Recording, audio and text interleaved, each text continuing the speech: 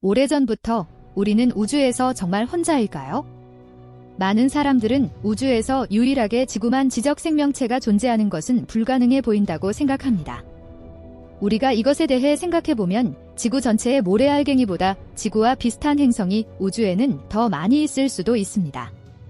정말 만약 다른 지적 생명체가 존재한다면, 또 외계인이 존재한다면 그들은 어떻게 우리와 접촉할 수 있을까요? 만약에 우리에게 외계인들이 접촉을 시도했다면 어떻게 이해할 수 있을까요? 아마도 다른 언어나 전혀 다른 의사전달 방식이라 소통이 어려웠을 것입니다. 하지만 우주에는 모두 알 수 있는 공통의 언어가 있습니다. 그것은 수학의 언어입니다. 아마도 외계인들은 대화를 하기 위해 다른 지적 생명체와 수학의 언어로 대화하는 것이 가능하지 않았을까요? 그렇다면 그들은 이미 지구에 있는 우리에게도 이 방법을 시도하지 않았을까요? 1966년 1월 19일 아침, 호주의 바나나 농장에 농부 조지 패들리는 여느 아침처럼 트랙터를 몰고 호스라쿤이라는 지역을 지나갔습니다. 갑자기 엄청난 쉬딕하는 소리가 공기를 꿰뚫고 패들리에 앉은 의자까지 흔들었습니다. 겁에 질린 패들리는 약 25피트 길이의 이상한 회색 물체가 갈대밭에서 솟아올라 하늘로 날아가는 것을 보았습니다. 그 물체가 나타난 지역을 조사하면서 패들리는 누워있는 갈대들이 만든 큰 원을 발견했고, 그것은 둥지 같았습니다. 이상하게도 갈대는 단순히 누워있는 것이 아니라 물리적으로 뿌리채 뽑혀 있었고, 소용돌이 치는 큰 원을 그리며 물 위에 떠 있었습니다. 다음 날 패들리는 경찰에게 그가 발견한 것을 보여주기 위해 그 장소로 함께 갔습니다. 순식간에 현지 언론들은 그 이야기를 보도하기 시작했습니다. 관광객들과 호기심 많은 구경꾼들이 그 지역으로 몰려들었고, 또 라쿤 전체에 흩어져 있는 많은 유사한 서클들을 발견했습니다. 이 미스테리의 원인은 지금도 설명할 수 없습니다. 그러나 호주 공군은 조사 중에 많은 현지 주민들이 보고된 서클이 우기가 시작되는 동안에 상당히 흔하게 발견된다고 증언했습니다. 하지만 놀랍게도 이 이야기는 그 당시 호주에서 가장 이상한 이야기가 아니었습니다. 몇 달 후 멜버른의 한 고등학교에서 200명이 넘는 교직원과 학생들이 패들리가 묘사한 것과 같은 자동차 2배 크기의 큰 원반이 대낮에 학교 근처에서 하늘을 나는 것을 목격했습니다. 그리고 그 원반은 지평선으로 사라지기 전에 멀리 보이는 곳에 착륙했습니다. 학생들이 그 장소로 도착했을 때 그들은 납작하고 뒤틀린 풀들의 큰 서클을 발견했는데, 이것은 패들리가 둥지라고 묘사한 것과 비슷했습니다. 하지만 더욱 놀라운 사실은 그 사건 이후 몇 주 동안 일어난 일이었습니다. 목격자들에 따르면 디스크가 착륙한 지역은 군에 의해 즉시 접근이 금지되었습니다. 또 많은 학생들은 그 사건에 대해 주위에 말하지 말라고 검은색 정장을 입은 남자들이 찾아와서 직접 경고를 했다고 합니다. 맨 인 블랙. 사실 학교의 교장은 너무 겁이 많고 무서워서 학생들에게 엄벌에 처할 것이라고 겁을 주었고, 교직원들에게는 그 사건에 대해 조금이라도 이야기하면 해고될 것이라고 했습니다. 심지어 그 이야기를 다룬 지역 언론의 영상들도 언론사의 기록 보관소에서 이상하게 모두 사라졌습니다. 그 이야기는 기억에서 사라졌고, 전 세계는 호주의 신비한 서클을 모른 채 시간은 흘러갔습니다. 영국의 시골 전역에 있는 농부들의 밭에 이상한 원형 무늬들이 다시 또 나타나기 시작했습니다. 10년 전 호주의 그것들과 섬뜩할 정도로 똑같았습니다. 이 유명하고 신비한 크롭 서클들은 하룻밤 사이에 나타났으며 종종 직경이 수백 피트 크기도 있었습니다. 놀랍게도 충격적이고 설명할 수 없는 미스테리한 서클들은 이번이 처음이 아니었습니다. 그것은 과거에도 지금도 꾸준히 지구 전역에서 나타나고 있습니다. 1600년대까지 거슬러 올라가게 되면 귀리밭에서 서클을 묘사한 작품이 있습니다. 이것은 하나의 전설로 알려진 설명할 수 없는 죽음 이후를 암시하는 듯한 불길한 형태로 데빌스 모우잉으로 불려지고 있습니다. 그리고 1800년대 후반까지 크롭 서클들은 계속 논의되었습니다. 처음에 과학자들은 독특한 바람의 영향으로 크롭 서클의 원인을 설명하려고 노력했습니다. 결국에 1991년에 답이 나타났습니다. 사람들의 모든 추측들은 빗나갔습니다. 두 남자 더그 바워와 그의 공모자인 데이브 초리로 알려진 더그와 데이브는 대중 앞으로 나와 비밀을 공개했습니다. 사실 술에 취해 장난으로 그들은 크롭 서클을 만들기 시작했다고 고백했습니다. 그들은 스토크 스톰퍼를 사용하여 그렇게 했다고 설명했습니다. 아주 간단한 원리로 보드 양쪽 끝을 로프로 묶은 다음에 그 로프를 붙잡고 보드에 올라타서 작물을 원형 패턴으로 밟는 방식이었습니다. 곧바로 대중들은 그 두 마술사의 마술 트릭이 공개되자 서클의 미스테리가 풀렸다고 생각되었습니다.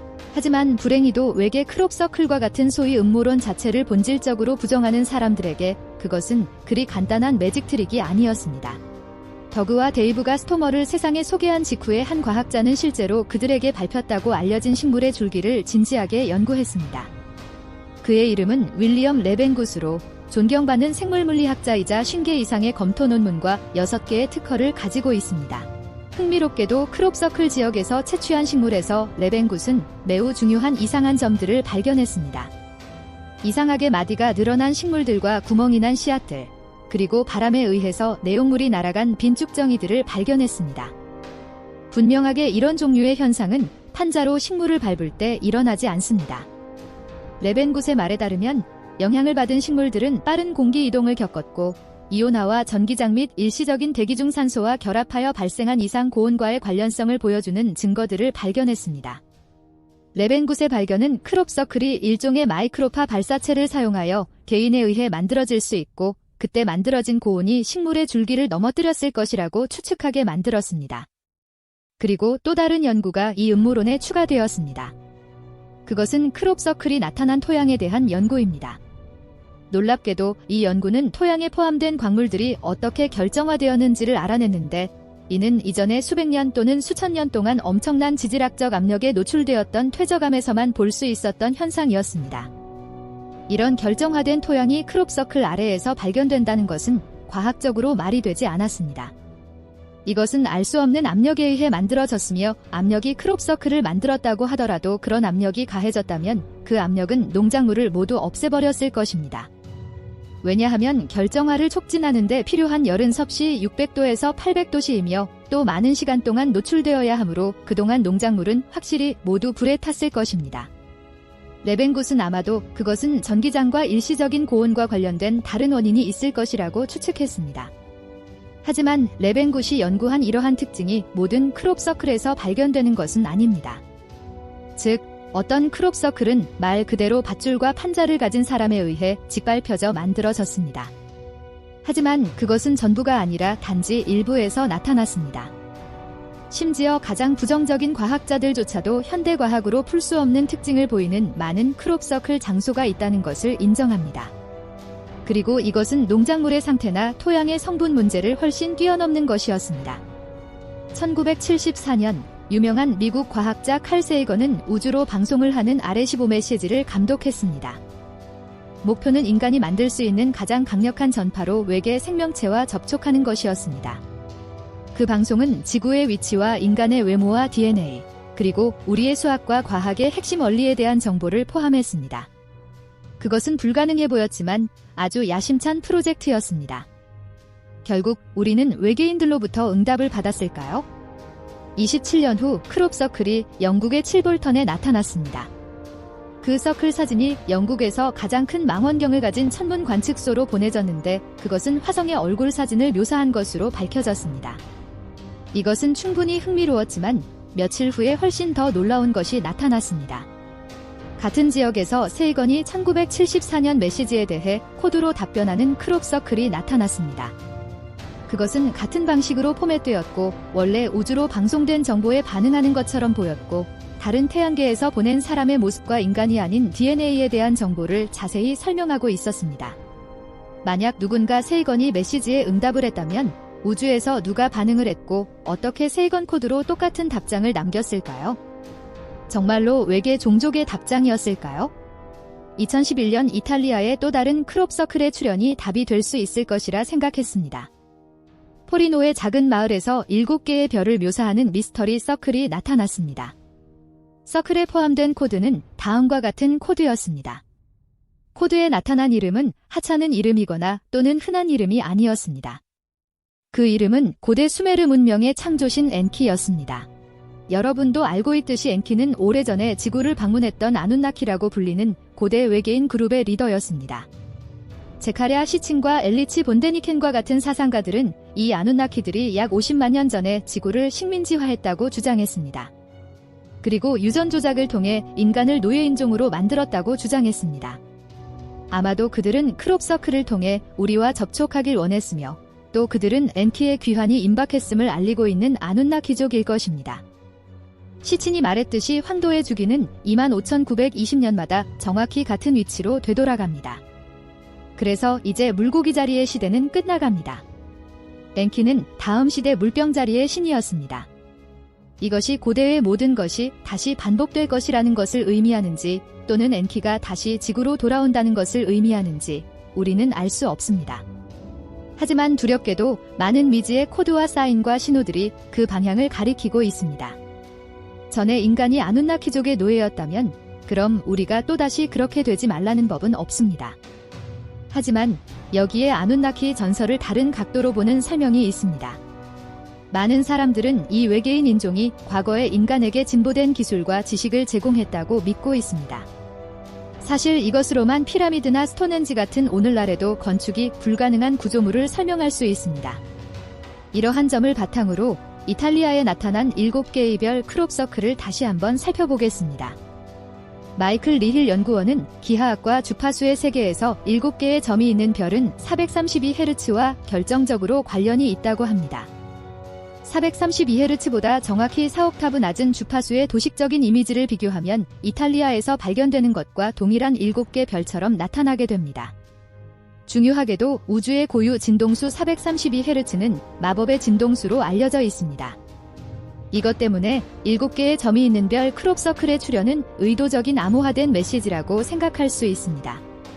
사실 어떤 사람들은 수년간 크롭서클이 많은 비밀을 드러냈다고 말합니다.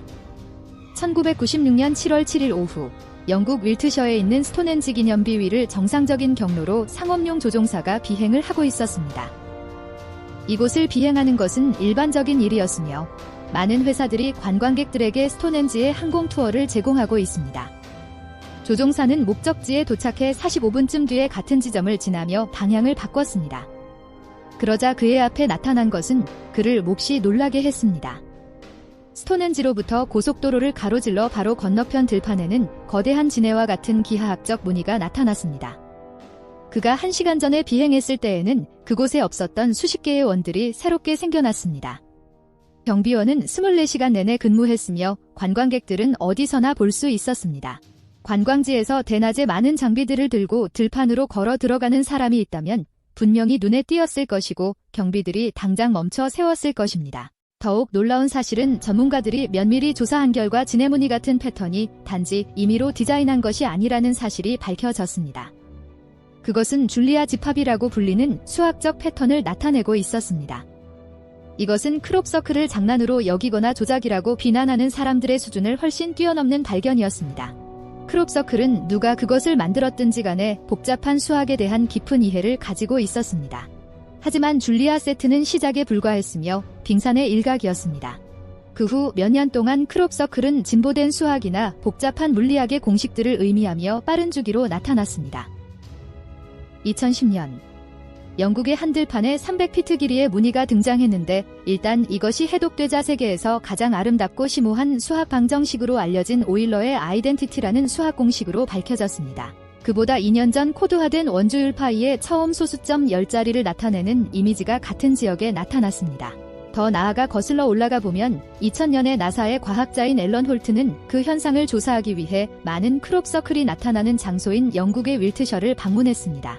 이 현상을 중요하게 생각한 홀트는 자신이 보고 싶은 사진에 대해 생각을 발표했습니다.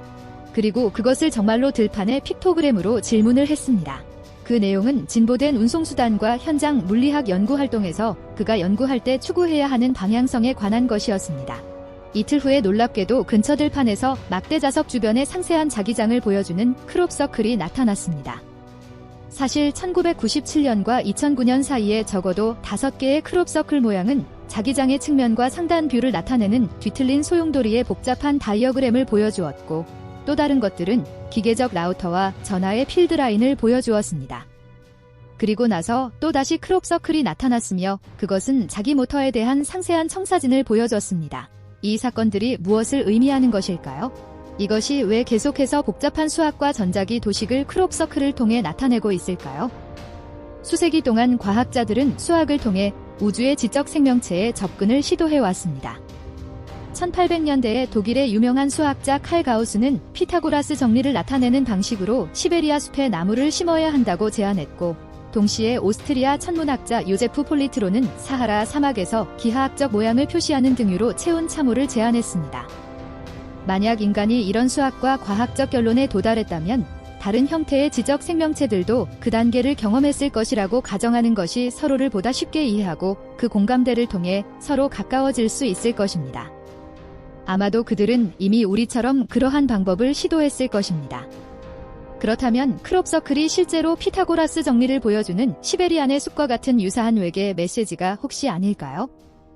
어떤 사람들은 크롭서클이 인류에게 보내는 외계의 메시지이며 인류라는 존재의 다음 단계로 나아가도록 돕기 위해 고안된 새로운 미래를 보여주는 과학기술의 청사진이라고 주장합니다. 놀라운 사실은 자기장과 모터의 다이어그램 안에 숨겨져 있는 것들은 새로운 형태의 무한한 에너지의 비밀이었습니다. 2008년부터 이탈리아 발명가 움베르토 바우도는 무한한 자유에너지를 제공할 것이라고 믿는 발명품에 대한 영감과 청사진을 크롭서클에서 얻고 있습니다. 바우도는 크롭서클은 메시지를 전달하는 최고의 표현입니다. 왜냐하면 이미지를 통해 의심의 여지 없이 언어보다 훨씬 더 많은 것을 분명하게 의사소통할 수 있기 때문입니다. 그렇다면 어떤 메시지가 이 크롭서클을 통해 우리에게 전달될 수 있을까요? 바우도에 따르면 2008년 이후 저는 지구 전체에 자유에너지를 생산하는 것이 절대적으로 가능하다는 것을 깨달았습니다.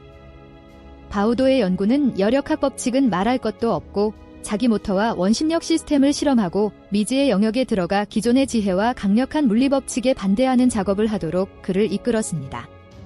2012년 이탈리아 모데나에서 열린 작은 모임에서 바우도는 크롭서클에 대해 미디어와 과학은 이 현상을 불가사의하게 다루지만 그것은 인류에게 매우 중요한 정보입니다. 그리고 그것을 진지하게 연구하는 사람만이 그것이 농담이 아니라는 것을 이해할 수 있습니다. 길고 힘든 연구 끝에 저는 이러한 크롭서클의 패턴 중 많은 것들이 사람이 만든 것이 아니라는 것을 증명할 수 있었습니다. 연구의 시작부터 저는 그것들이 자유에너지를 생산하는 새로운 방법을 보여주는 기술적인 도면이라는 것을 깨달았습니다. 저는 오랜 시간 동안 연구 자석을 사용하여 이러한 패턴을 재현하려고 노력했지만 결과는 성공하지 못했습니다. 그리고 나서 저는 이러한 메커니즘을 발전시키는 새로운 방법을 깨달았습니다. 어떻게 작동하는지 시뮬레이터의 도움을 받아 보여드리겠습니다. 그가 보여준 것은 원심력을 사용한 크롭서클에서 얻은 도표에 기초한 복잡한 시스템이었습니다. 바우도는 컴퓨터 시뮬레이션을 사용하여 이러한 시스템을 테스트했습니다. 장치를 고속으로 회전시키고 중력과 자기력 상수와 그리고 스프링 및 체인이 있을 때와 없을 때 각각의 조건으로 에너지를 생성할 때 어떤 일이 발생하는지 실험했습니다. 현재 무한에너지를 연구하고 있는 다른 과학자들은 움베르토 바우도와는 거리가 먼 방식으로 연구를 하고 있습니다. 전 세계의 과학자들과 발명가들은 자유에너지와 미래적인 교통수단 등을 개발 목적으로 크롭서클에서 볼 수 있는 복잡한 도표를 가지고 마찬가지로 연구하고 있습니다. 물론 우리에게 많은 의문점들이 아직까지 남아 있습니다. 믿을 수 없을 것 같은 엄청난 잠재력을 가진 크롭서클에 포함된 메시지가 대부분 무시되는 이유는 무엇일까요? 왜 대부분 대중매체에서 크롭서클 자체가 정교한 사기라고 보도되었을까요? 이 질문에 대한 하나의 답은 찾을 수 있을 것 같습니다. 무한 에너지의 발견으로 누가 가장 손해를 볼지 조사함으로써 답을 알 수 있을 것입니다. 그 답은 혹시 석유와 가스 회사들과 세계 경제를 지배하는 에너지 기업들이 아닐까요? 경제적 측면은 접어두고라도 만약 과학이 어떤 크롭서클이 지구상의 과학적 원리로 설명될 수 없다는 것에 동의한다면 그것은 반드시 왜? 라는 질문을 우리는 던져야 합니다. 만약 그것들이 외계에서 온 메시지라면 그들은 우리에게 무엇을 전하려고 하는 것일까요? 그리고 이 메시지들을 통해 우리 인류의 숨겨진 역사와 앞으로 우리가 미래에 이루어낼 수 있는 것들은 무엇일까요? 시청해주셔서 감사합니다. 영상이 재미있으셨으면 좋아요, 구독 버튼을 눌러주세요.